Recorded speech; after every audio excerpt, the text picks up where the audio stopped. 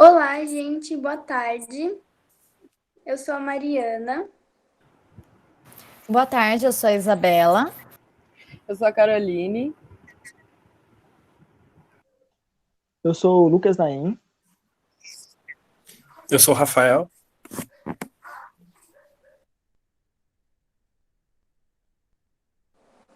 E o tema do nosso seminário é coevolução.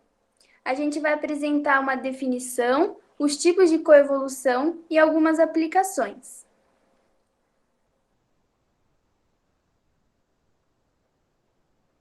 Pode mudar. Bom, já no século XIX, Darwin já observava esse fenômeno. Ele dizia: eu posso entender como uma flor e uma abelha podem lentamente, simultaneamente ou uma após a outra, se modificar ou se adaptar da maneira mais perfeita uma à outra. Pode mudar.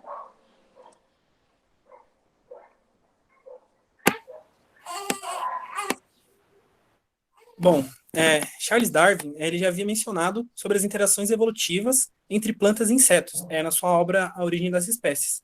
No entanto, ele só citou as interações evolutivas, ele não chegou a falar exatamente o termo coevolução. Esse termo ele foi dito a primeira vez por Paul Ehrlich e Peter Haven.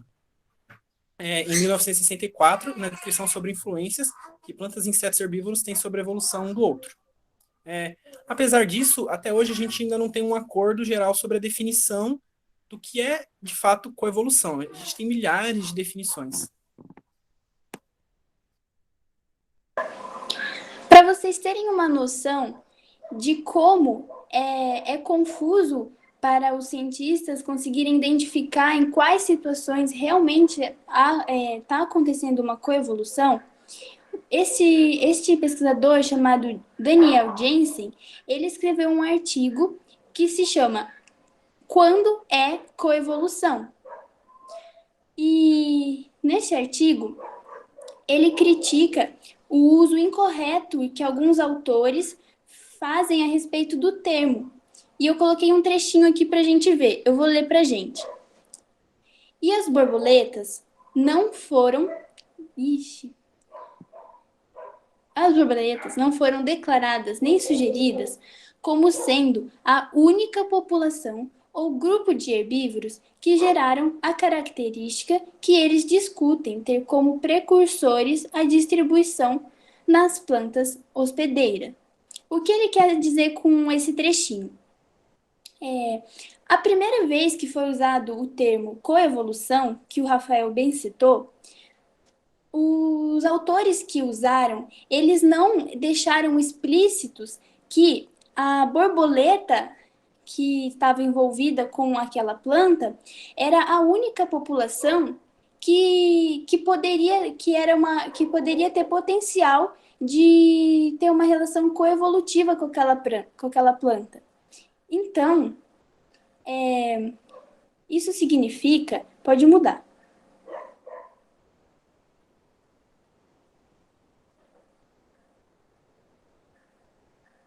Gente? Tá.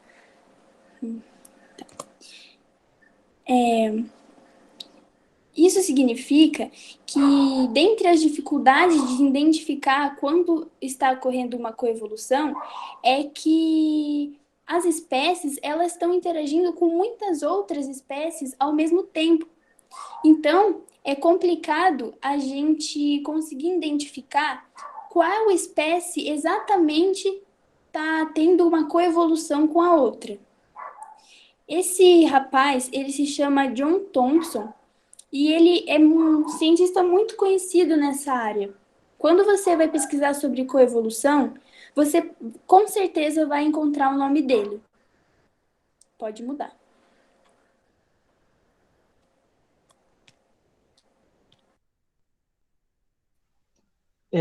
Falando nessas várias relações, né, que a Mariana falou, que podem influenciar para acontecer a tal da coevolução, pesquisando, a gente percebeu que dentre as inúmeras relações interespecíficas estabelecidas por um organismo, algumas são mais decisivas, uma vez que influenciam diretamente na sobrevivência do mesmo. Ou seja, já que existe uma gama muito grande de inter-relação entre os animais, o que é inevitável, a gente pode, em algumas vezes, ficar a dúvida como que a gente sabe que teve coevolução ou não. E para solucionar essa dúvida, essa frase, eu penso que seja a chave para isso. Porque, assim como disse ali, algumas das interações são mais decisivas do que outras. Sendo assim, tem mais peso do que outras e influenciam mais. E algumas interações são menos decisivas, sendo assim, influenciam menos, para que ocorra a coevolução, né? Pode passar. Exatamente como o Lucas disse.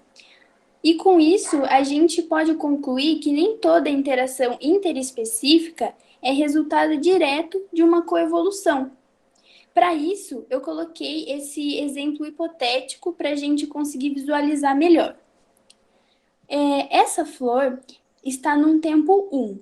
Ela já estava naquele ambiente adaptada há um bom tempo, com outros polinizadores interagindo com ela. Num tempo 2, uma outra espécie de polinizador chegou naquele local e começou a interagir com ela de uma forma que agregue para os dois lados. Então, a partir de então, eles começam a se adaptar e ter uma coadaptação. Porém, não significa que eles coevoluíram, porque eles começaram a interagir depois de um tempo. A florzinha no tempo 1, ela já estava naquele ambiente, sem necessidade de um polinizador como a abelha que surgiu no tempo 2. Porém, quando a abelha surgiu no tempo 2, eles começaram uma relação coadaptativa, mas não significa que é coevolução, e sim o mutualismo.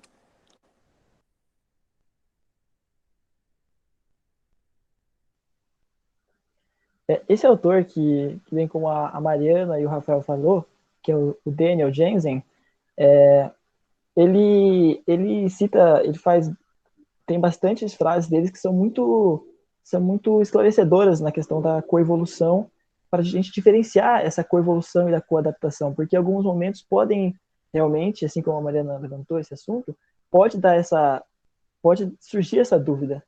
E uma das frases que o Jensen fala, que é muito importante, que é a seguinte: uma definição mais precisa da coevolução abre aspas, requer que cada uma das espécies em interação mude sua composição genética adaptativa em resposta à mudança genética na outra ou nas outras, fecha aspas.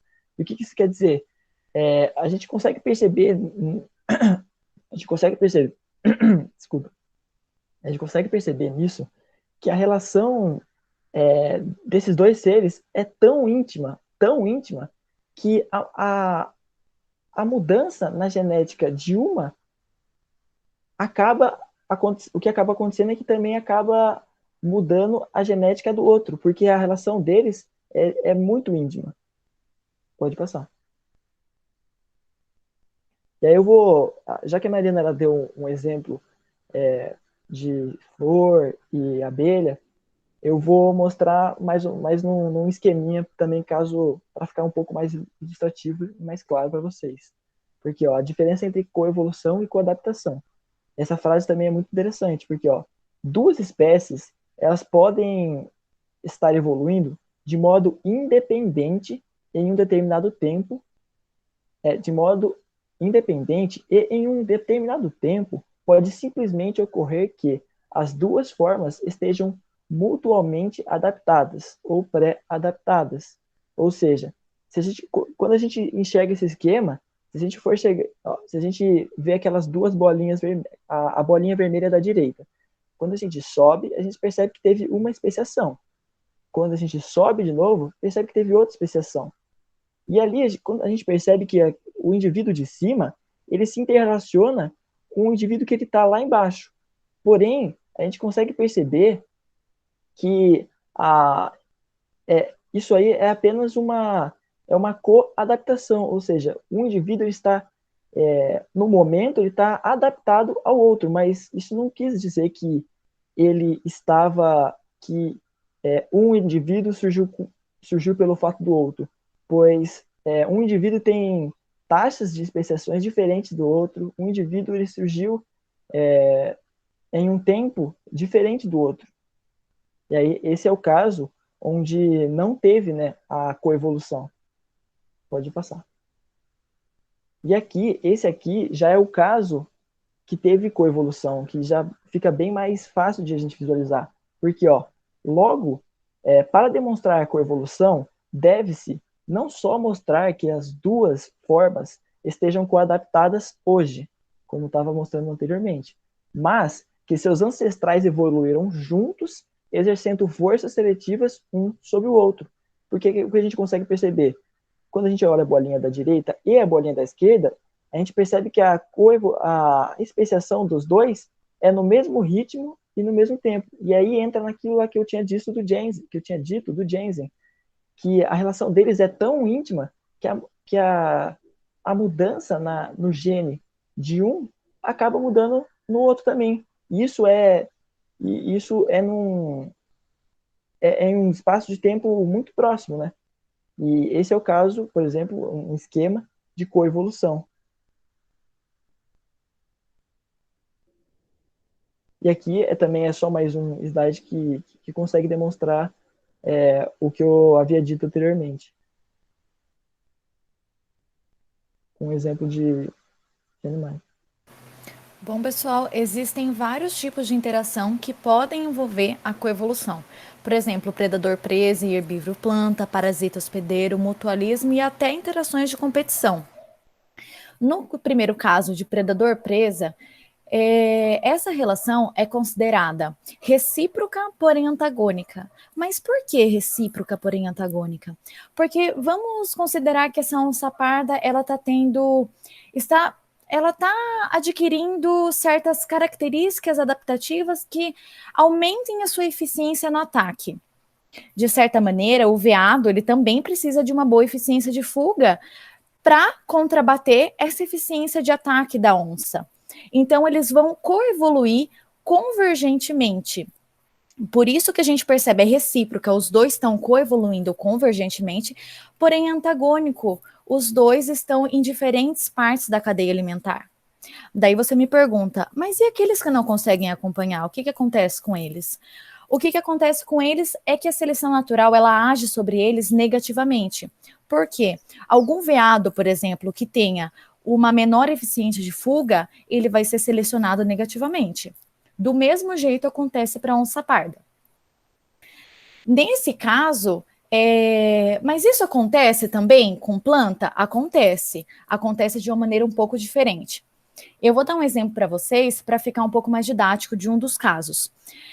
A gente considera, por exemplo, que na natureza existem alguns insetos que eles são chamados de especialistas em plantas do gênero de Asclepias. Por quê? Porque essas plantas, elas possuem certas características e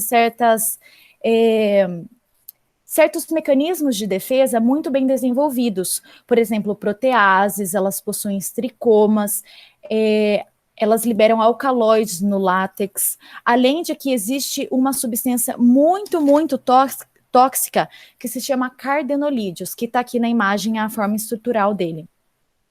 Então, um exemplo de especialista nessas plantas é a lagarta da borboleta monarca. Esses insetos, eles precisam de alguma maneira tentar se alimentar, independente da defesa que a planta está mostrando para eles, eles precisam se alimentar. Então, o que acontece? Esses insetos especialistas, eles vão desenvolver certas características para melhorar esse ataque à planta, como um intestino impermeável, uma rápida excreção e até uma barreira hematoencefálica bem desenvolvida. Nesse exemplo, a gente pode fazer uma analogia, claro, a gente pode fazer uma analogia a essa planta como se ela fosse a presa, e a lagarta como se ela fosse o predador. Aqui eu trouxe um vídeo para vocês, só para exemplificar como isso acontece. O vídeo é em relação a uma larva que ela está tentando constringir um pecíolo de uma folha. A folha, em defesa, ela libera um látex, consequentemente, assim, na hora. E aí a lagarta ingere.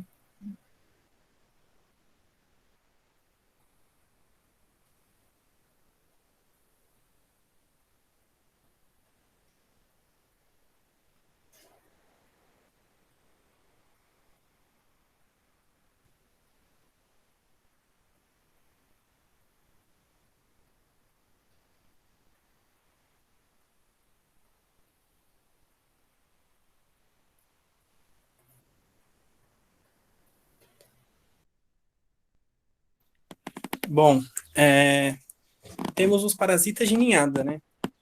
Tá dentro do parasitismo, só que é um ponto que a Isabela vai tratar um pouco mais para frente, né? Mas dentro do exemplo dos parasitas de ninhada, o parasitismo interespecífico de ninhada, ele é uma estratégia reprodutiva, em que a ave parasita, ela coloca seus ovos no ninho de outras espécies. E essa outra espécie, que seria a espécie hospedeira, realiza todo o cuidado parental. Ela choca os ovos, ela esquenta os filhotes, mais para frente ela alimenta os filhotes desse parasita. Segundo alguns autores, né, as interações dos parasitas e seus hospedeiros caracterizam uma relação de coevolução, em que cada parte envolvida responde à pressão seletiva imposta pela outra. Pode passar, Isa, por favor. Bom, um exemplo que eu acho muito interessante, né, dentro do parasita de ninhada, seria o exemplo do cuco, né, essa ave tão famosa. E nessa primeira imagem aqui, a gente tem um filhote de cuco derrubando o ovo da ave hospedeira. Em geral, os cucos, eles colocam os seus ovos em ninho de aves muito pequenas, muito menores do que eles. Normalmente esses ovos desses hospedeiros demoram de 25 a 30 dias para chocarem. Os cucos, em geral, demoram 19 dias para chocarem. O que acontece é que os filhotes do cuco, eles acabam nascendo antes. E instintivamente, assim que nascem, a primeira coisa que eles fazem é derrubar os ovos. Às vezes, acaba acontecendo dos filhotes do pássaro hospedeiro já terem nascido. Às vezes, o cuco também derruba os filhotes da ave hospedeira já nascidas. Quando isso não ocorre, o cuco, por ser uma ave maior, ele grita mais que os outros, fazendo com que a mãe alimente ele mais. E a ave sendo relativamente pequena, a hospedeira, ela acaba não conseguindo alimentar os seus próprios filhotes, e os seus filhotes acabam perecendo. Nessa segunda aqui imagem, a gente consegue ver a diferença, né, do cuco, que é esse que está no ninho, esse enorme com a boca aberta, e provavelmente a mãe aqui alimentando. Essa daqui seria a hospedeira, alimentando esse filhote de cuco. Pode passar. Na verdade, rapidinho, desculpa. A gente tem um exemplo aqui no Brasil também. Temos o chupim, aquela ave pretinha que anda sempre em bando. Ela também é uma ave parasita. Só que ela parasita muitos ninhos. Ela não, em geral, o cuco em geral ele consegue ser bem específico. Cada espécie de cuco, eles são bem específicos com o tipo de ave que eles vão lá colocar o ninho. Em geral é sempre uma mesma espécie. Já o chupim ele não, ele coloca em vários, coloca em ninho de picharro, de papa-capim, em diversas espécies. Tá, muito legal. O Rafa estava falando pra gente sobre esse parasita de ninhada, mas algumas pessoas podem se perguntar, e realmente é uma informação importante, como que se dá a transmissão parasita hospedeiro? Bom, antes da gente saber essa informação, é necessário entender o que é virulência, que é um termo muito usado quando se fala dessa relação interespecífica de parasita hospedeiro. E essa virulência é caracterizada por inovações adaptativas sofridas pelo parasita ou redução do valor adaptativo do hospedeiro, que acaba ocasionando uma maior eficiência do parasita. Então, quanto maior é o dano causado ao hospedeiro, maior é a virulência do parasita. Qual é a consequência disso? Por exemplo, em uma transmissão, essa transmissão ela pode ocorrer de forma vertical, de pai para filho. Então, por exemplo, o parasita, que ele já está parasitando um hospedeiro específico naquele tempo, ele vai parasitar o filho a prole desse hospedeiro que ele já está atualmente nele. Já a transmissão horizontal vai ocorrer não necessariamente com a prole do hospedeiro em questão. Pode ocorrer por um vetor, pela respiração e por diversas outras maneiras. Isso ocasiona que tem uma relação muito tênue com a seleção natural. Por quê?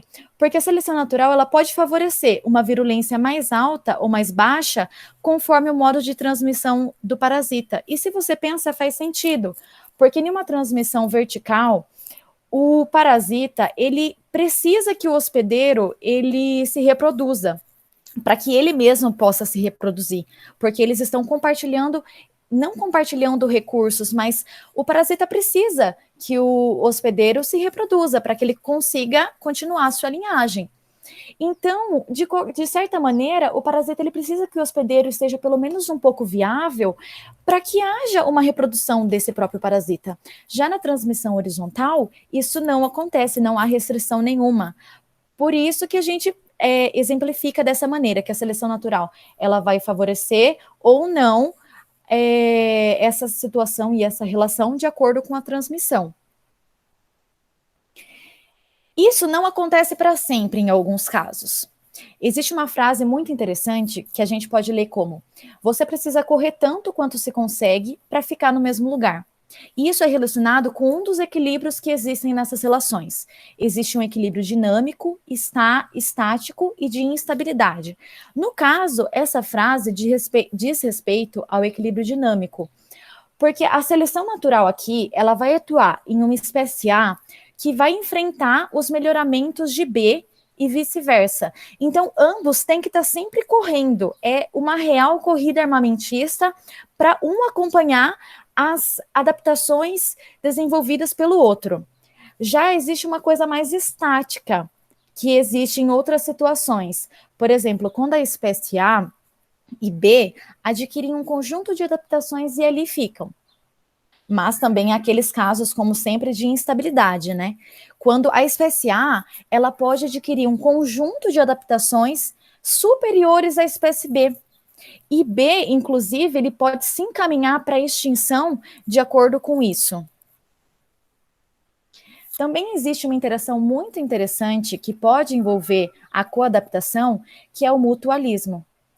Um dia Darwin recebeu uma encomenda e ele até escreveu uma carta para o amigo dele dizendo: acabei de receber uma caixa do Sr. Bateman com um espantoso Agraecum sesquipedale, com um nectário com um pé de comprimento, aproximadamente 30 centímetros.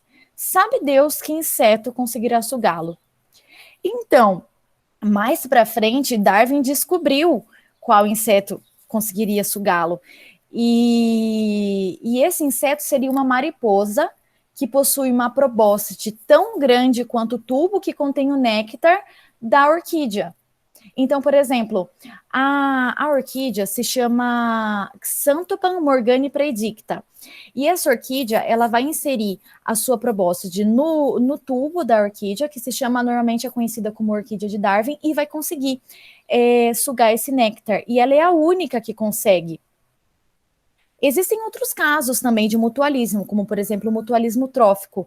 E um exemplo que eu trouxe para vocês é da alga zooxanthella, que ela está dentro dos tecidos dos corais, ela facilita que esse coral, que haja a calcificação desse coral e haja aquele crescimento daquele esqueleto que a gente já conhece, também dá cor e participa da fotossíntese, então acaba dando alguns compostos orgânicos para esse coral sobreviver. Também existem os casos de um mutualismo defensivo, em que envolve as formigas e as acácias. As acácias, elas vão alimentar as formigas com os corpos beltianos e os nectários.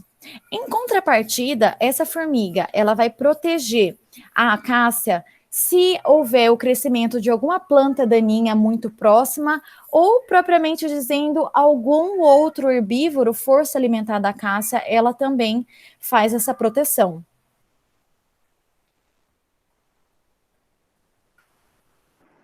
Então, complementando o que a Isabela falou sobre os tipos, né, de coadaptação, eu vou apresentar para vocês, então, a do tipo competição ou coadaptação competitiva. A coadaptação competitiva, ela é do tipo de adaptação que ela se trata de duas espécies competindo por um mesmo alimento. Um exemplo, né? Na verdade. E esse tipo de coevolução, os competidores, eles não são diretamente beneficiados. Então, eu vou dar um exemplo mais para frente, mas vamos supor que uma espécie, ela mudou alguma coisa e, consequentemente, ela beneficiou a outra espécie que ela ia ser a presa ou coisa do tipo. Sempre haverá competição de recursos, principalmente em relação a mesmo animais de espécies diferentes querendo o mesmo alimento de uma área, de uma árvore, de uma fruta ou coisa do tipo. Sempre vai haver, porque geralmente a demanda é muito maior do que o que a área consegue proporcionar. Pode mudar. E aí, o meu exemplo é esse aí. Eu tenho exemplo aí do esquilo vermelho e da ave cruzabico. O esquilo vermelho, quando ele se encontra numa área, geralmente ele se encontra em áreas montanhosas. Quando ele se encontra na área, geralmente o cruzabico também se encontra, porque os dois eles se alimentam da mesma coisa, que é, no caso, as pinhas. E quando o esquilo ele se encontra e a ave também, ele era como se fosse o dominante ali. Ele consegue comer muito mais, adquirir muito mais pinha do que o cruzabico, do que o pássaro. E eu dei um exemplo aí nas fotos sobre como a árvore ela conseguiu se adaptar quando o esquilo existe ali na área dela. Gente, eu tô muito nervosa. Por exemplo, quando o esquilo ele tá ali e ele se alimenta da árvore, a árvore ela conseguiu mudar a ponto de as pinhas elas nascerem muito maiores e com pouquíssimas sementes dentro. Consequentemente, o esquilo ele fica mais difícil para ele carregar essas pinhas, porque ela fica muito pesada e para ele às vezes até não compensa levar aquela pinha, porque não tem muita semente para ele comer, para ele guardar para hibernação.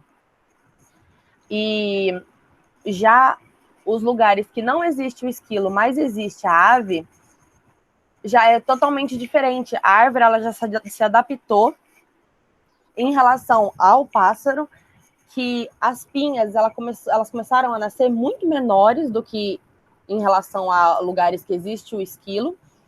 E além de ser menores, elas são as escamas delas são bem menores, só que são mais grossas. Sendo assim, fica difícil para o cruzabico ele conseguir enfiar o bico dele entre as escamas para conseguir pegar as sementes.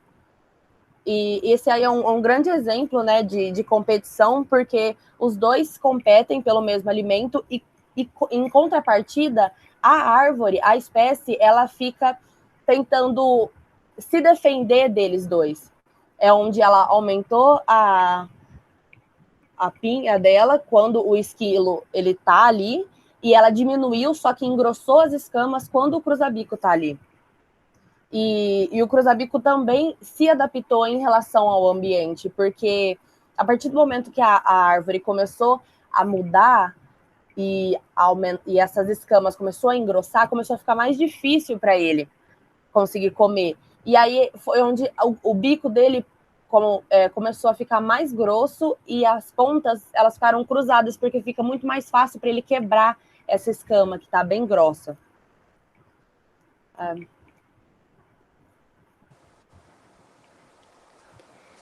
Bom, gente, agora que vocês já entenderam a definição de coevolução, a diferença de coevolução e coadaptação e os tipos de coevolução que existem, tá na hora da gente saber aonde que ela é utilizada hoje em dia. Bom, eu coloquei aqui 4 exemplos. Ela é utilizada no controle biológico de pragas. Como ela é utilizada? Em uma plantação, a gente não pode esquecer que aquela espécie que está ali sendo cultivada, ela foi domesticada.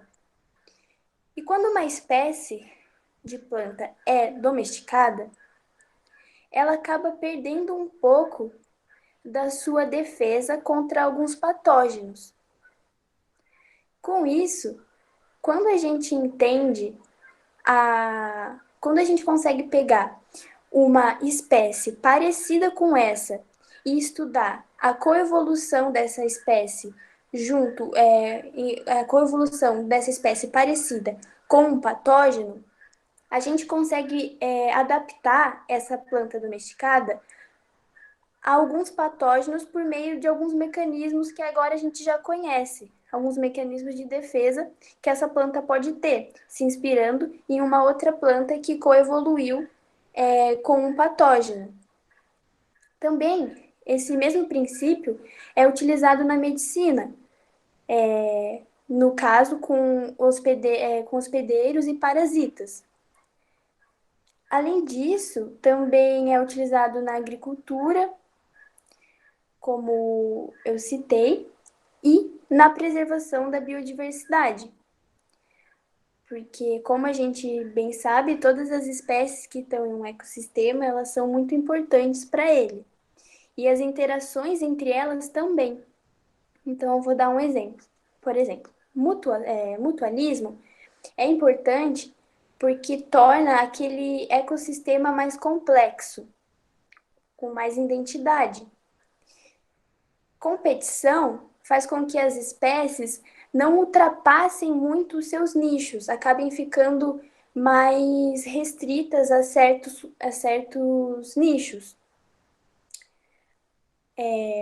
Predação, preda e predador, e parasita e hospedeiro também tem uma função importante no ecossistema, porque elas acabam controlando a população das presas ali naquele ambiente.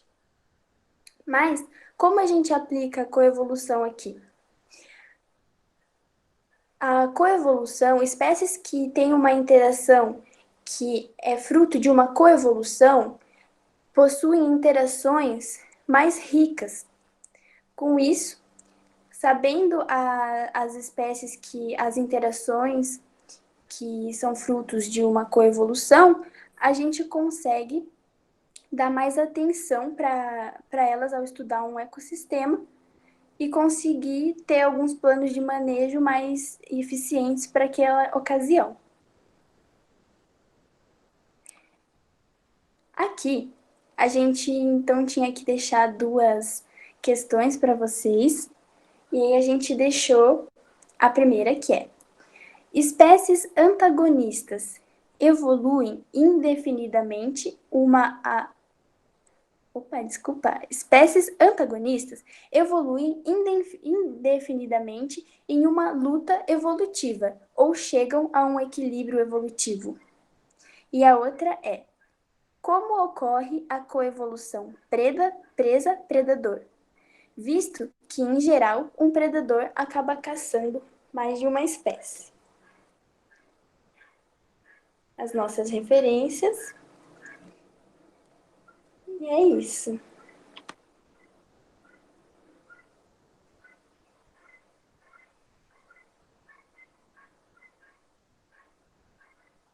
Vou interromper a gravação. Boa! Gente.